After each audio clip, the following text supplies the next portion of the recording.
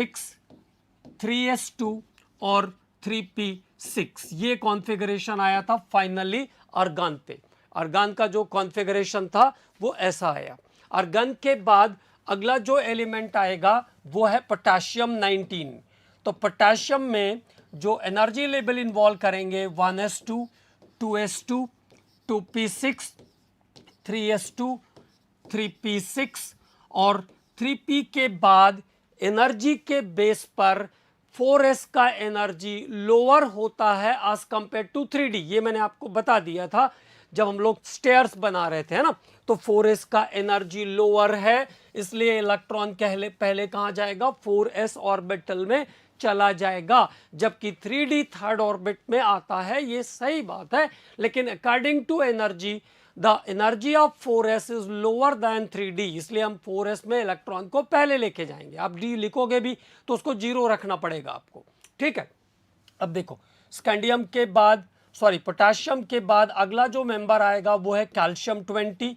तो ये हो जाएगा 1s2, 2s2, 2p6, 3s2, 3p6 और 4s2। अब 4s के बाद इन्वॉल्वमेंट शुरू होगा 3d ऑर्बिटल का। तो अगला जो मेंबर आएगा वो है स्कैंडियम 21। तो स्कैंडियम 21 पे 1s2, 2s2, 2p6, 3s2, 3p6, 4s2 और 3d1। यहां से आप नंबर से भी चेक कर सकते हो कि 21 आपके पास पूरे हुए हैं कि नहीं। 2, 4, 6 और 8, ये हो गया आपका 4 और 6 10, 2 12, 6 18, 2 20 और 1 21, तो 21 पूरे हो गए। तो this is the configuration of scandium. यहां पे आपका 3d लेवल इन्वॉल्व हुआ, तो यहां से 3d लेवल शुरू हुआ, है ना। अब d ऑर्बिटल के बारे में क्या ध्यान रखना है, भले ही एक इलेक्ट्रॉन हो लेकिन आपको उसको ड्रॉ कैसे करना है, पूरे 5 ऑर्बिटल बनेंगे और एक इलेक्ट्रॉन यहां पे आएगा। तो 3d1 हो जाएगा स्कैंडियम में। टाइटेनियम 22, 30 तक के पूरे कॉन्फ़िगरेशन मैं आपको बना के भी दूंगा और आपको अच्छे से इस पे काम भी करना है। 1s2, 2s2, 2p6, 3s2, 3p6, 4s2 और ये हो जाएगा 3d2। तो 3d2 हो जाएगा स्कैंडियम के बाद टाइटेनियम के अंदर। तो टाइटेनियम का एटॉमिक नंबर 22, स्कैंडियम के बाद हो गया टाइटेनियम।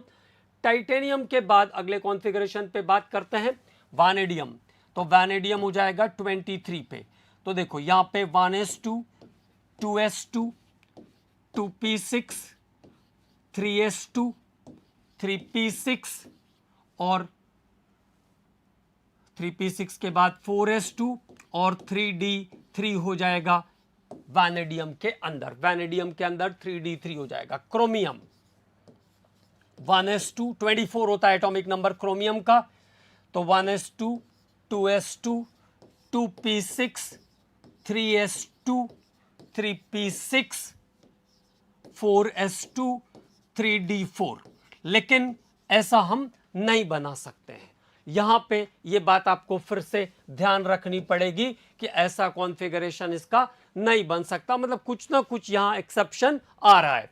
तो 4s2, 3d4 बनाने पर जो अकॉर्डिंग टू रूल आ रहा है वो कैसा आएगा, 4s2, 3d4 ही आएगा। लेकिन ये कॉन्फ़िगरेशन रॉन्ग है। अब यहां पे रॉन्ग क्यों हुआ तो उसके बारे में हम लोग बात करते हैं कि why this configuration is wrong. अगर हमने ऐसा बना दिया तो एग्जाम में हमें एक भी नंबर नहीं मिलने वाला है। तो अब इसमें क्या कर सकते हैं, तो देखो अब यहां पे अगर आप बैलेंस सेल के लेवल को इसको चेक करो तो जो बैलेंस सेल का लेवल है देखो कैसा आ रहा है, 4s2, 3d4 आ रहा है। 4s2, 3d4 आप बनाओगे तो आपको सीक्वेंसिंग मिल जाएगी 3d4। लेकिन होता क्या है, अब ये कॉन्फ़िगरेशन के बारे में थोड़ा सा समझते हैं यहां पे।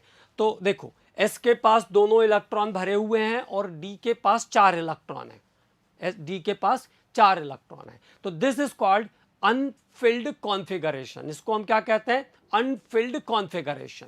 अगर s से एक इलेक्ट्रॉन d में चला जाए तो हाफ फिल्ड हो जाएगा, d के पास 5 आ जाएंगे, हाफ फिल्ड हो जाएगा। तो हाफ फिल्ड कॉन्फ़िगरेशन जो है वो अनफिल्ड से ज़्यादा स्टेबल होता है। और किसी भी चीज़ की नेचुरल टेंडेंसी क्या होती है? To becomes more stable. इसलिए क्रोमियम का जो कॉन्फ़िगरेशन है instead 4s2 3d4 4s2 3d4 के स्थान पर वो क्या हो जाएगा? चेंज होकर के 4s2 3d4 के जगह पे चेंज होकर के क्या हो जाएगा?